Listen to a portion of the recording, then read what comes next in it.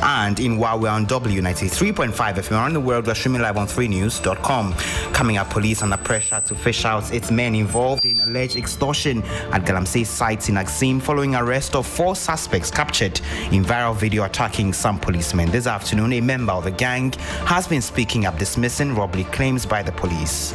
The police didn't want like, oh, man, I didn't talk a chance. I want them in the yard, man. Maybe police at you. The student police were about Bush, Yamosika, Nafe, all patch or 7 in the yard, man. They are all patch on Yan, Tuna, you tune it on. No, Tunipuna, you could ask for, and yeah, first volume to Junior Quadri was shot because maybe I know they're told to. We have details also. Bongo District Security Council in crucial meeting over attacks which left 800 residents of Fulani extraction displaced. More than 100 hearts were touched. Happened around Soy, where it is alleged that 3 Fulani men took 1 native of Bongo's motor at a gunpoint. It is alleged that led to the attack. This afternoon, the National Disaster Management Organization, NADMO, is in the area to assess extent of destruction and offer relief to the displaced. Also this afternoon, hundreds of NDC supporters besieged the Tamale High Court over bench warrant for the arrest of Savelugu MP. We are live there, plus updates on the vetting that's currently ongoing in the Greater Accra region and the Ashanti regions. And later, Ghanaians asked to brace up for harsh economic times as prices of beverages, fruit juices, alcoholic drinks and other commodities are to go up following passage of new revenue bills.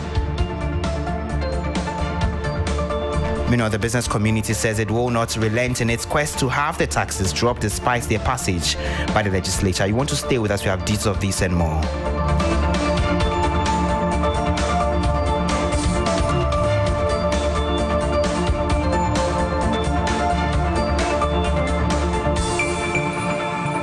Thank you for joining us from wherever you are. This afternoon, it is emerging a gang arrested by police at Axim in the Western region over the weekend may have been colluding with the police in the area to extort monies from illegal miners there. The 4 people arrested and put before court are believed to have been engaged by the policemen to patrol mining sites with the aim of extorting monies from the operators. A viral video captured at least one of the servicemen surrounded by the young men pleading to be set free over some misunderstanding.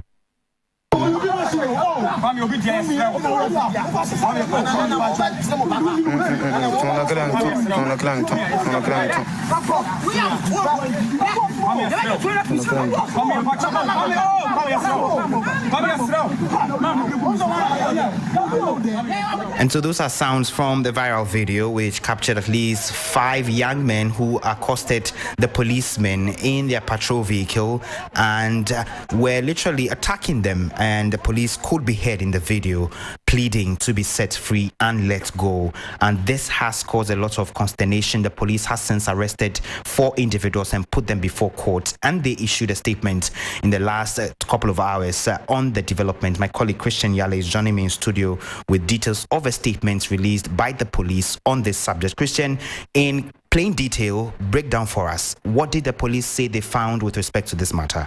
All right, so the police says on 9th March 2023, the Axim Divisional Police Patrol Team reported an attack on the team by a gang that seized the magazine of a service rifle together with some mobile phones belonging to the police officers. And now they say on 28th March, in this same year, after about 3 weeks of intelligence-led operation, 4 men, namely Kojo Sia alias Mose, Emmanuel Mensah alias Kofia Samoa, Maxwell Kujo, and Ajabu Haruna Disau were arrested for their suspected involvement in the attack. The statement goes on to say that a search conducted at the residence of Kwame Ato Asariani, the prime suspect, who is still on the run, led to the retrieval of 3 pump-action shotguns. Also, 1 pump-action shotgun, 2 machetes, and 8 BB rifled cartridges were retrieved from the suspect's unregistered Honda CRV vehicle, okay? And also, it says other items retrieved from the suspect include 2 live rifled BB cartridges, and also there was 1 unregistered motorbike. Now, the statement adds that on 1st April 2023, while the investigations were ongoing to get the remaining suspect arrested, the attention of the police was drawn to a video footage in which the said police personnel, members of the Axim Patrol team, are shown pleading with members of the gang while the gang is alleging extortion by the police officers. Now, the statement concludes by saying that all the suspects in the reported attack on the patrol team who had been arrested have been put before court and have been remanded in custody. Now, efforts are continuing to get the remaining suspects arrested. Thank you very much, Christian Yale. So, instructive in that account by Christian Yale from the police's statement is the retrieval of some weapons from these individuals. But it is emerging in the last few hours that these weapons retrieved from the 4 suspects who were arrested last week were allegedly given to them by some top police officials in Axim, one of the members of a gang, in fact, the individual who is the leader of a gang who is still at large has been speaking about some of the information contained in the statements just read to you by my colleague Christian Yale. Listen. Police phone say attack na my so no chase video na utie ne yema say on beka say omone me na ya adwuma nti say bia ni amenya abotre say police ni no won o ma me tu a je nta ka chance won me na ya adwuma me menye police ni me she police atare o nso je nta wo police aba bush ya ma osika na fe o patch o say won ye na ya adwuma no je na o patch o nya na tu na ye tu ne to no no sugu anu tu na o kasa o kasa Robin enya Robin bi obi a de obi a ni obetuma friends o mra no be yi na no say me ma ko wia we ana me ma ko fa we akofase so bi ba don't make us ya be Robin na the 12 be sinu so agin bi sese a me kwame me de me ho beba na de on person mu ye bi amode anya me na me bi so on be friend say me yi ma no me beba be yi ma no cause me mo ko no da na me obi a de the 20 na ye kita as 4 no enya ye dia those volumes say junior kwaji was search because me dia me obi a turn to.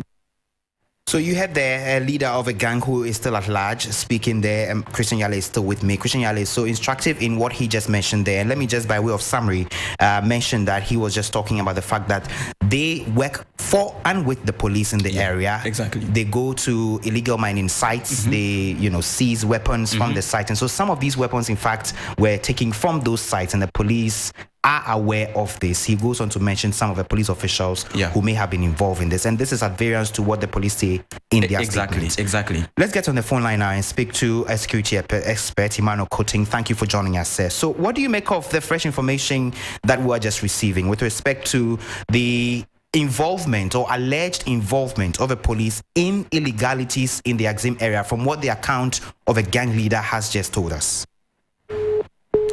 I'm afraid we've just lost Emmanuel Coating there. We'll be getting him back on the line to engage him. But Christian Yale, you want to stay with the statement a while longer for me. Yes. The statement does not say where this gang leader is, but they say they're going to be arresting a lot more people. Exactly. So the prime suspect as of now is on the run, and they're still trying to get him and other suspects who are, connected to this attack. So in connection to the, allegations of extortions and co, the statement actually adds that the police has referred this case to the Police Professional Standards Bureau for an investigation, something that has already raised questions. Okay, let's hear from some security analysts, Adam Bona, and also ex-police officer and MP for Wa West, Peter Tobu. They've been reacting to all the developments in this respect.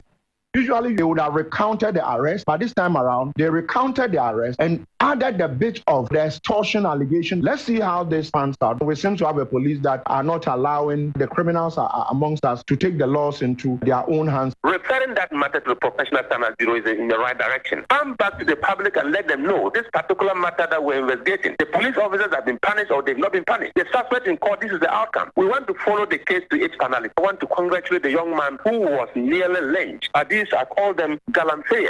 Encourage every officer. When you find yourself in danger, don't try to play a hero. You can be killed. If you go and face the Professional Standards Bureau and you are probably finally punished or even dismissed at worst, you're still a human being. You have life to live. So you heard the earlier security analyst, Dr. Adam Bona, and the last sound there, you heard the MP for Wa West, ex-police officer, Peter Tobu. And this has raised, of course, a conversation about the establishment of an independent committee or commission or body to investigate some of these excesses or developments within the police, the military, and all the other service agencies, because there are questions about the police investigating itself in a matter like this. Let's get on the phone line now. Hopefully, Emmanuel Coating is there with us. Thank you for joining us. So I was asking earlier before you went off, what you make of the latest information we're getting with respect to the allegation of connivance or collaboration of the police together with the illegal miners in this respect. Well, thank you for having me, and good afternoon to your cherished listeners. In fact, I think Ghana, we have lost it. If you view the video, there's no game saying that we need to do an audit of the current personnel we have in the system. If it was in other jurisdictions, the civilians would have been treated as informants, if you like, or people of interest who can help the case of the police. Because the conduct of the police personnel was very untenable, to the extent that civilians can disarm a trained police officer with an AK-47 is very troubling. So for us to treat the suspects as criminal, we should rather treat the suspects as people who can help unravel the circumstances leading to certain police personnel colluding with illegal miners. And look, I want to make this call, and lovers of democracy, civil voices must amplify this call, that it is about time we have an independent police commission not headed by the police. Because the state we are at the moment, the police cannot investigate its own. And the steps the police are even taking means that this investigation is going to bring up nothing apart from probably interdicting this officer and sending him home. And I am of the opinion that the lenses and intelligence are picked. This police officer is not alone. There are other police officers involved. So to have a very good investigation to get all the culprits around the value chain of this unfortunate incident that happened over the weekend, the police must sit up and don't treat these civilians as criminals, but they should rather treat their own as the criminal and use the civilians to get more information to unravel the whole episode, if you like it. We'll leave it here. Emmanuel Kutin, security analyst, helping us with this particular conversation. And many of you have been sharing your thoughts and opinions about the latest development on this. We're happy to get those comments and thoughts on our social media platforms. And if you're just joining us, you can also watch us on Facebook, 3FM 92.7. Let's head now to the Bongo district of the Upper East region, where 11 persons have been arrested in connection with an attack on a Fulani settlement by some irate youth from Bongo and Nabdam districts. Nearly all hearts in the communities have been touched, and more than 800 people of Fulani extraction have been permanently displaced from the area. This afternoon, the Bongo District Security Council is held up in a meeting over the matter. We'll get the latest and speak to General Secretary of a Fulani Association shortly. But first, here's District Chief Executive of Bongo, Rita Atanga. Around Soy, where it is alleged that 3 Fulani men took one native of Bongo's motor at a gunpoint, and then it is alleged that after that led to the attack on the Fulani community. And today we are back again with some relief items. They arrested 11 people. Investigations are still ongoing, so the matter is now in the hands of the security. As a district, we are calling on people to help us, but for the little the district can do, we are on that, and that is why we have moved them to the chief's house. You heard the District Chief Executive for Bongo, Rita Atanga, speaking. Well, this afternoon there is a crunch meeting ongoing by the Bongo District Security Council to streamline measures on how to restore sanity to the area while those in the affected communities are engaged. We know the National Disaster Management Organization, NADMO, has already dispatched some relief items, including household equipment, to help the homeless Fulanis reorganize and fend for their young ones. Let's engage General Secretary of the Fulani Association, Alhaji Yakubu Musabari. Thank you for joining us, sir. What have you gathered so far with respect to the latest development in Soy? Yeah, thank you very much, and good afternoon to your cherished listeners. Yeah, I was here on Friday when the call came from our Fulani chief of Bongo that there are issues that cropped up and then all Fulanis have started being attacked in the market. So later we have to communicate, inform the security, the traditional chief of Bongo, and with the information reaching the DC, and DC extended the reports to the regional security council, which with their swift intervention really saved life, but properties have been destroyed. The only thing is that a guy from Bongo who went for fishing a nearby village near Bongo Sangu was found that he had a broken leg with some bushes. Then they communicated that it is Fulanis who attacked him, robbing with his motorbike. Although it's not yet confirmed whether the motorbike is being seen or not. But nobody knows who robbed him. He went on fishing, coming back. They found him on the floor with a one broken leg. Then he communicated that it is a Fulanis who attacked him. And this is a place where there is a border between Ghana and Burkina Faso. The river just divides them. So we don't know what happens. Okay. Do we know if those who have been displaced now have some shelter, at least, albeit temporary shelter? Yes, right now they are all at the Fulani chief's house in Bongo.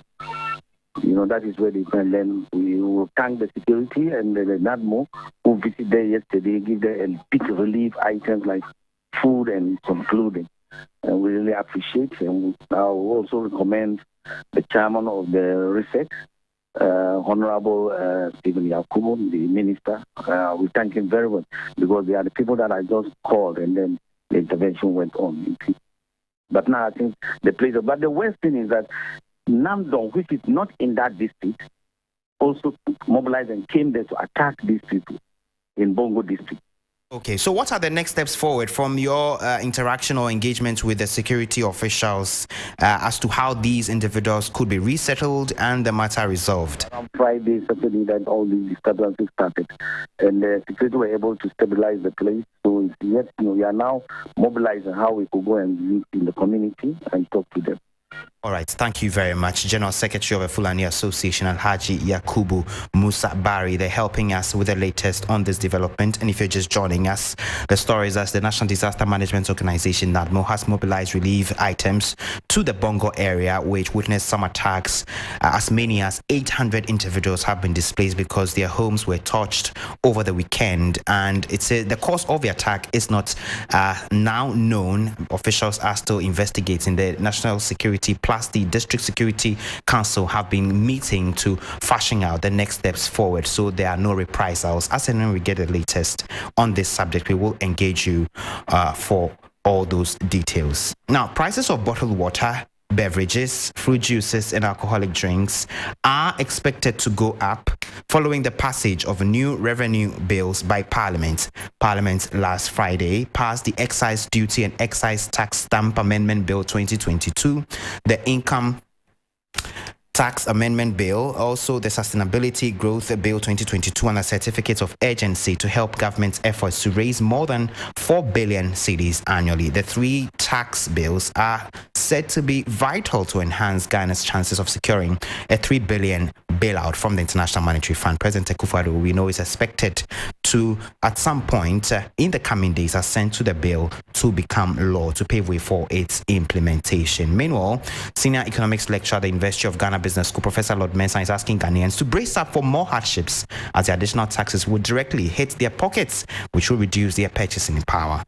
If you look at the handles, clearly it is right at the doorstep of the consumer. We're talking about income tax, we're talking about excise duty, we're talking about growth and sustainability, which is more generic, So obviously, it's right at the doorstep of the consumer. It won't go through much channels to get to the consumer, as other taxes have been doing, like import duties, levies, and other things that government has been placing all these years.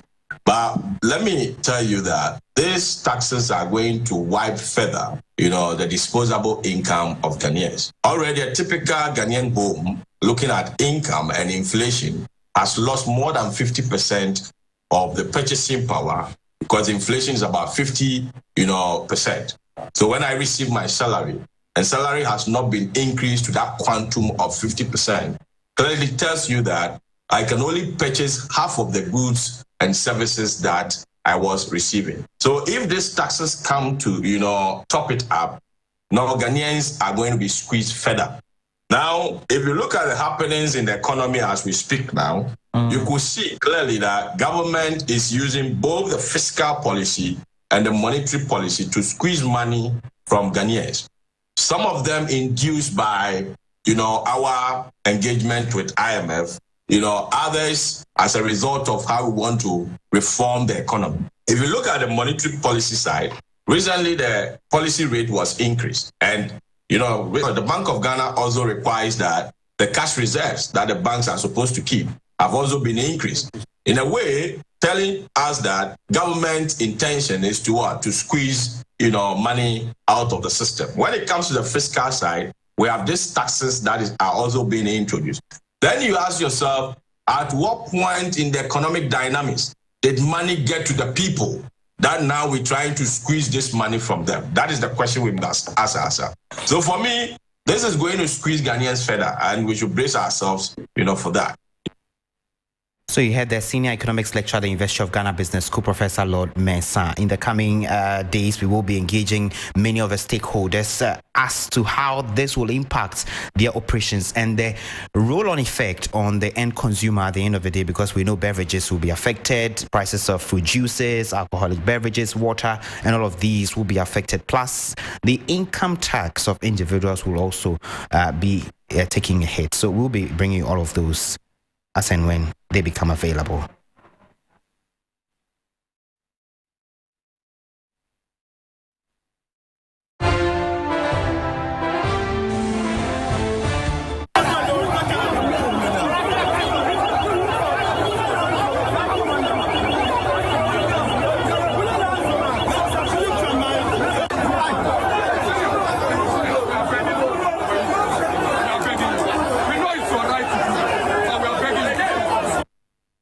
So you heard the sounds of some confrontation as hundreds of NDC supporters in the northern region massed up at the Tamale High Court over a bench warrant for the arrest of Member of Parliament for Savelugu Yakubu Idrisu. The High Court on Friday, March 31, issued a bench warrant to get the MP for Savelugu to appear to face charges of unlawful possession of firearms. In December 2020, the police arrested the MP on allegations of possessing unlicensed firearms. He was charged and arraigned, but allegedly failed to appear in court. Now, appearing in court early today, the MP was accompanied by hundreds of party supporters, including some members of parliament and regional executives of the party. Christopher Macron, our colleague, is there. He's joining us. Christopher, tell us, have the crowd dispersed now?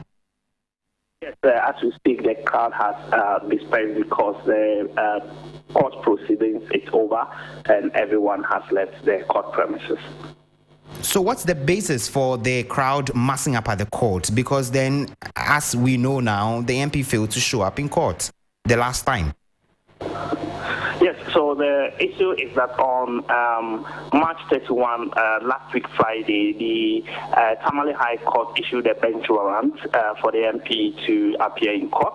And because that was the same day that the three revenue bills were being considered in Parliament, as well as Parliament was rising, so the MP could not come but wrote to the court. But the court still maintained its decision that to issue a bench warrant. Now, today the MP appearing in court, the followers massed up because they felt they wanted the court to know that the MP had a following, and also should the court decide to hand over the MP to the police, then it means that they were all ready to be handed over to the police. So was the MP himself in court today? Yes, the MP himself was in court, and actually the presiding judge overturned that ruling that had issued the bench warrant. He has since overturned that ruling. All right, thank you very much, Christopher Marco, my colleague there in the northern region. We still stay in the realm of politics because vetting of parliamentary hopefuls of the opposition NDC is underway in the Greater Accra region as well as the Ashanti region in what has been described by the party as a race for redemption. The party is vetting all parliamentary aspirants from 31 out of the 34 constituencies in the region. 3 constituencies, that's Ododo Diodio, Ayawaso Central, and Amasaman, remain on hold during the vetting process. Some 111 parliamentary aspirants which include 23 female aspirants and 88 male aspirants from across the region, will be vetted. The party hopes to end the process by Wednesday, April 5. In the Ashanti region, a similar exercise is underway, but we focus on Kumewu for obvious reasons. The MPP in the region is gearing up for a by-election there following the passing of MP Philip Baswa. There appears to be some voices leaning towards a system where no new candidate will be presented for the constituency after the by-election, meaning the winner of a by-election represents the party in 2024. Before we get to Evans, let's hear from General Secretary of the MPP, Justin Kodua Frimpong. He was in the family home of a late MP. This is a decision that the steering committee, the NEC and National Council of the party will have to decide. But there have been precedents, and I don't see as departing from precedents. So if you have observed how we have conducted by-elections in our party, it give you a clue. But I leave it to NEC and steering, National Council to make that determination. You had there Justin Kodua Frimpong, General Secretary of the NPP. William Evans Inkom is joining me on the phone. William, before we get into the vetting with respect to the NDC, give us the latest on the preparation of the party itself for the impending by-election in Kumewu. Well, so now what they're going to do is that because they've not been able to fix even a date or decide on a date that they are going to hold their presidential and parliamentary primaries following precedent, they are likely to make a special arrangement where Kumewu will have its primaries and then somebody is elected to lead the party into the by-election. Mind you, both parties, I'm talking about the MPP, NDC, and the other political parties, have 60 days to prepare for the by-election. And that particular process has already started. We know that tomorrow the national chairman of the party, I'm talking about the MPP, 7 in team, will brief the press. And this particular, the Kumewu development will be captured in his statement. And Evans, quickly before I let you go, touch on the vetting process happening with respect to the NDC. A lot of eyes are on the Asawase constituency because of what appears to be some friction between the MP incumbent and the party executives. This morning, a couple of constituencies started or began the process for Asawase constituency, which I will describe as a hotspot.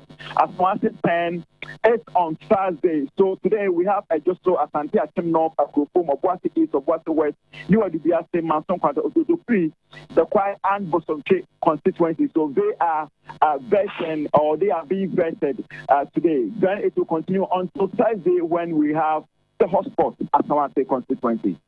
Thank you very much, William Evans Inkum, my colleague there, who has been monitoring the vetting of the NDC parliamentary aspirants, which is beginning in the Ashanti region. We also know that the Greater Accra region, the vetting committee is hearing from a lot of hopefuls. As many as 100 of them are going to be heard by a 3-day process. By Wednesday, the party hopes to have heard from all of them, including 23 female aspirants and 88 male aspirants. We will be following up on this and we'll bring you all the updates, the fallouts of the vetting of the opposition NDC. That'll be our package for this afternoon. If you log on to 3news.com, you find a lot more stories there. But our top stories this afternoon: pressure mounts on the Ghana Police Service to fish out some of its men alleged to be involved in extortion from Galamsey sites at Axim in the Western region. We heard from security analyst who is calling for a comprehensive audit of the police service to rid it of some of the individuals found to be engaging in criminal activities. Also in the Bongo District, Security Council is in a crucial meeting